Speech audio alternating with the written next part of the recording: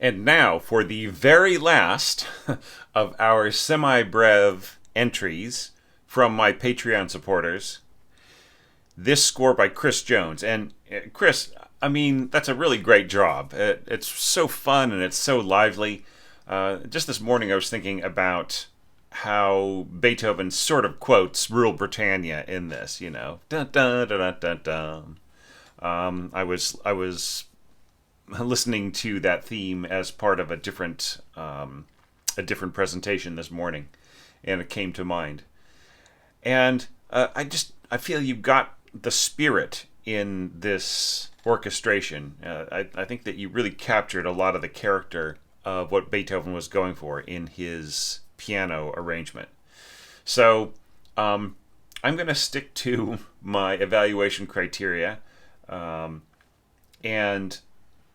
like you absolutely capture, like, tick off the boxes, I would say. Shifts of dynamics and registers implying contrast of texture, and you absolutely did that here in a very nice way. All right, we'll talk about the efficacy of that as we go, but first let's discuss the scoring here. I like the very simple, direct string scoring in here, just basically touching on the most important parts of the harmony and so on, and expanding them outwards. And then here, like, making things a bit denser, a bit thicker and richer in the wind parts. So that all works for me. And I think that the keeping it just a duet in the flutes and oboes works great with the way that this is expanded. Now here, I'm not so sure. All right, I feel that you should have continued with the octave approach here, for your firsts, because you've established a certain kind of color here at the top, right? So you take that away, and I feel that just really is a big difference between these two, in a way that you're not expecting. I think that the flutes will be brighter here, and the feeling of, like, the overall power of the strings as an element in the texture will be much weaker. All right, so definitely just continue with the same approach here, even though you've got a different approach with your winds, in the upper register. All right, so aside from that caveat, I think that this works really beautifully. So that just leaves the responses to chat about, and I think that this is nicely done. Don't do just that, the way that the upper winds work together, and then I guess just counting the second clarinet here among the lower winds, working together with your bassoons and so on. I think that this all locks together really nicely, and it just really feels like some of Beethoven's chamber wind scoring, which was a little bit lesser than maybe to our satisfaction, but that's just because, like, that wasn't his focus, and that might have been more of a monetary thing, right? Like the urge to write wind symphonies and serenades and so on, was just not part of his income stream and part of his regular beat, right? So things came and went back in those days, and they came and went for different composers in their particular experience and interests as well, right? But he was fantastic at wind scoring, so you capture some of that here in this response. So nicely done, I would say. And this is a really great way of condensing the upper wind parts to have the flutes and oboes work together. Since this is piano, the second flute part here isn't too wasted. So it's borderline, but it's okay. All right, now this is really nice here. Going to single voices here in our winds, and then accompanied by pianissimo strings. So I'm not so sure, about marking your strings pianissimo here. I mean, I think I understand what you want. You sort of want that sort of tissue of strings behind the winds. That's going to happen anyway because of the soloistic nature of just the single winds and so on. So I think that it's fine if you just mark the strings piano, and I think you'll get the right effect. Right, and then here, you are kind of on a tear, right? And you give the cello part sort of over to your violas. I think that that's kind of a fun touch as like this expands outwards and becomes more of a string part, and I think that works really really well. I have a note right here, smooth, not awkward, right? And I think that just like brings to mind like the other note that I put in here. Mano question mark a tempo here, and I think that would have worked really really well, Chris. Like if you like just maybe throw in like just checking the speed a little bit, maybe down to 116, 104, and then come right back here a tempo, right? Just to see how that would sound. Da da da. Dun, dun, dun, dun, dun, dun. I mean, if you listen to how Spencer Myer plays it, right? He gives you the cue, right? It's just a slight pulling back. It doesn't have to be all that much. Just a slight air of caution as we get very soft, right?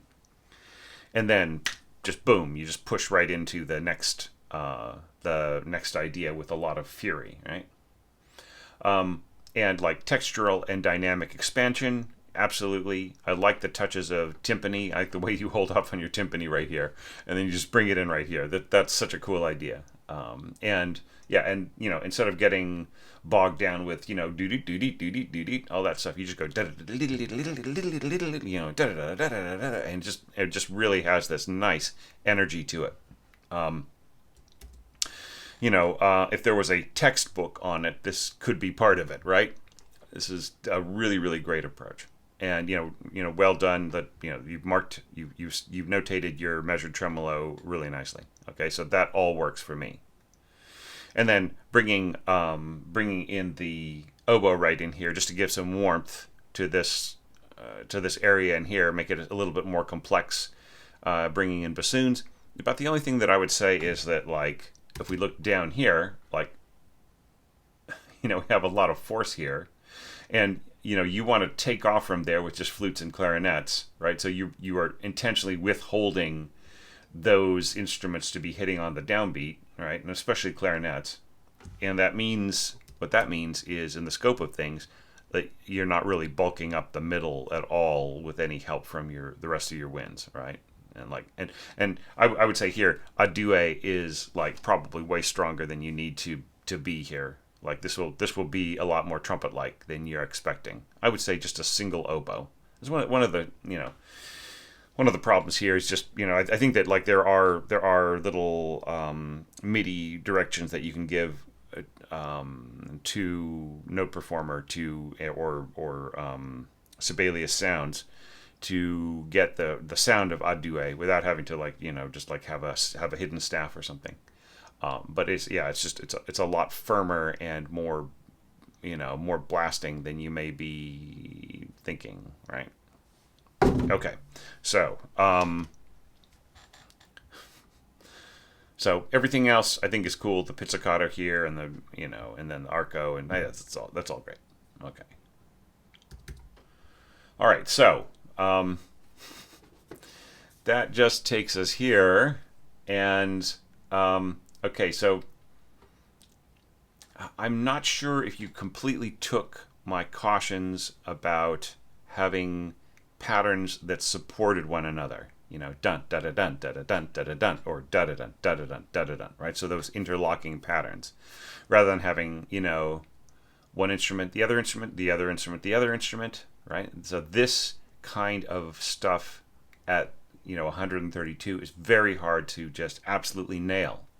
And I think something else I mentioned in my pitfalls video was that like you shouldn't really let the instruments play separated like this until they really have established a rhythm, right?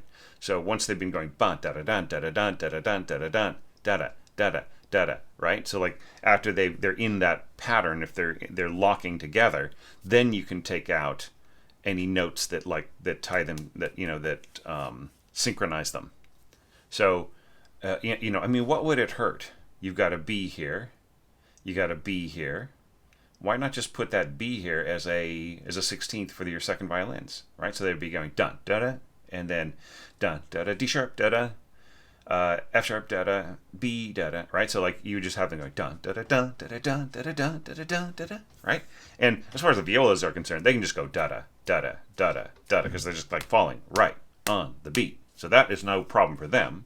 Though, you could easily go da da dun da da dun da da dun da da dun too if you wanted to. If you wanted to lock these parts together. But you don't really need that because you've got your first violins just sort of tearing upwards, right? And clarinets as well. Yeah, so I'm not so sure about this whole staggered slurring thing going on. This is not necessarily going to make your parts all that much smoother, okay? It's it would be better just to have the clarinet just go do yo yo yo yo yo yo yo yo yo yo yo yo yo yo yo, like just like to have it as one big long slur rather than have this die die die. I think it's just better just to have one big long slur and then just to have to group these the way that you've got it. Da da da da da da da da da da da da. I think that works better for the players. Okay, or you could even just have gone da da da da da da. You could have slurred across these groups, right? So, anyways, however it was done, the same comments go for the flutes here, right? So this flute player should really actually be getting the downbeat with the oboe. Just go G da da, right? G da da, B da da, D sharp da da, F sharp da da, B da da. You know what I mean? Like just give them the same beginning notes on all of these groups as your oboes. All right. Then, like, since they're playing, sort of over the clarinets and alongside the violins and everything else, you don't really need to have the oboe supply a third note to tie the pattern together, but it wouldn't hurt, couldn't hurt anything. Now here, I really love this kind of, sort of working your way back down with the flute. I think it's really powerful. And then when you get to here, right, what would it hurt to just go B on the oboe, right? B da da, right? B da da, G sharp da da, F da da, right? Actually, it's not G sharp. It's sounding F sharp, right? So just however it is, just like interlock these patterns as I've suggested, and in this case, I would have the two parts interlock completely across. So give a third note to the clarinet player so that they like get this sounding D sharp and then this B, right, and so on, and so that it all locks together. And then here, I would say you can cut them loose, right? And then this is no big deal because it's on the beat, right? So you go da da da boo doop doo doop, right? Because like right here, you are leading towards the a tempo. So that just leaves like one question, and that is whether or not to put in cesori right here and right here, right? So I mean that's what the most pianists do. It's not just Spencer, but listen to some other pianists and they'll go pow, so they just take a breath right here, right? You could even put in like a comma, right? Put in a comma here and a comma there. Sort of how I've got it marked in my evaluation criteria at the beginning of this video, right? So it's just like it's just a breath, just a slight breath, so that like the next part can go forwards, right? As its own idea, and the same thing here, because like most pianists don't feel that this is they think it's I see like there's just a little breath right in there.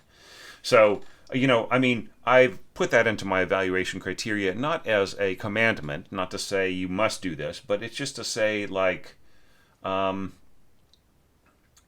it define the dramatic shape of the phrasing? I feel that it does, just beautifully, right? It just, it allows these sections to be I mean, they carry the music forward and everything. They are connected to everything, but just the slight pause allows them to, allows this to stand on its own, and then for the next part to just, really take off without necessarily being, the softness here necessarily being jolted, right? So like this is allowed to just end, and you feel the idea of the soft dynamic completing, right? Rather than just immediately being pounced on, right? But like, how would Beethoven have played this?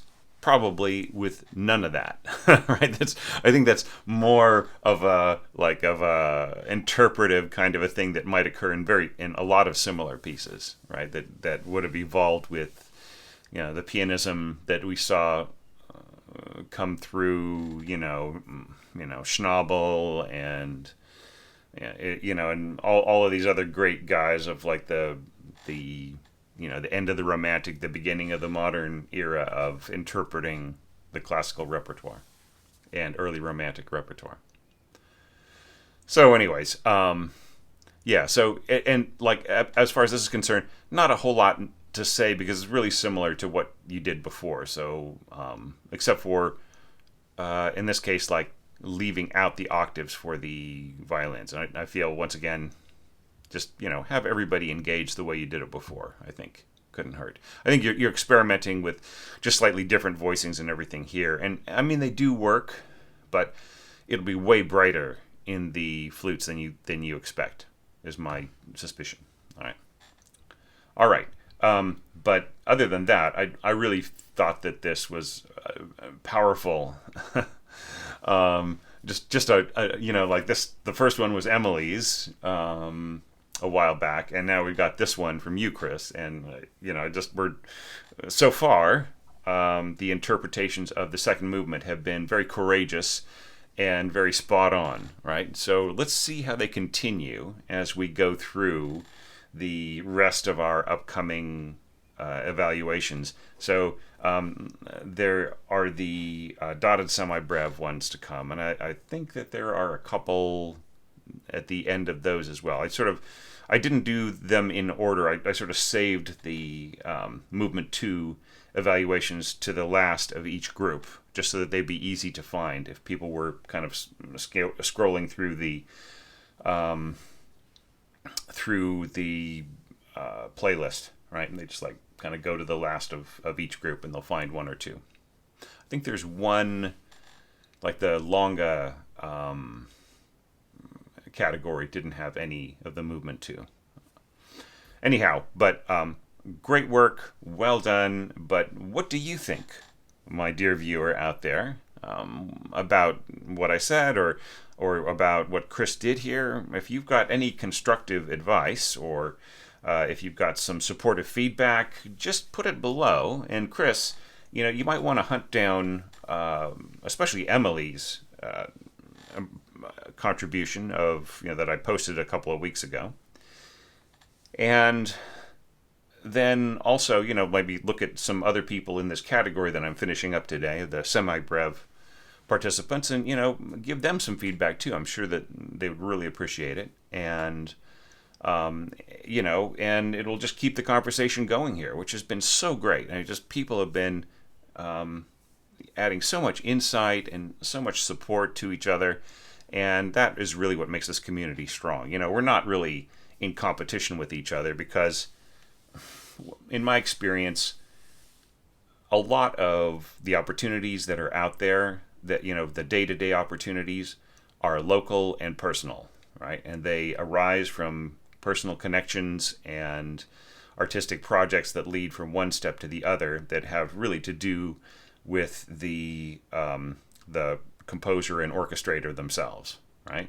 So we're not in competition here. We're not in this rat race where we're just constantly trying to stab each other in the back in order to get ahead. That's like not the way this game really works. I mean, yeah, there are some opportunities at the top, say like residencies and other big public kinds of things that people apply to, but all the that most of the gigs that I've gotten have just been because somebody noticed what I did and they got in touch with me, and then we took it from there, and then somebody else noticed what happened and they got in touch with me, or I was working with somebody in a project, and then later on, like it was just something that was more of a collaboration. Later on, they got pretty good at what they were doing and then brought me back in a more professional way.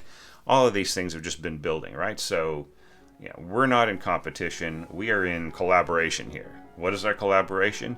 To make this first generation of online orchestrators and online composers the strongest we can possibly make it for future generations, right? That's my goal, right? So please join me in that.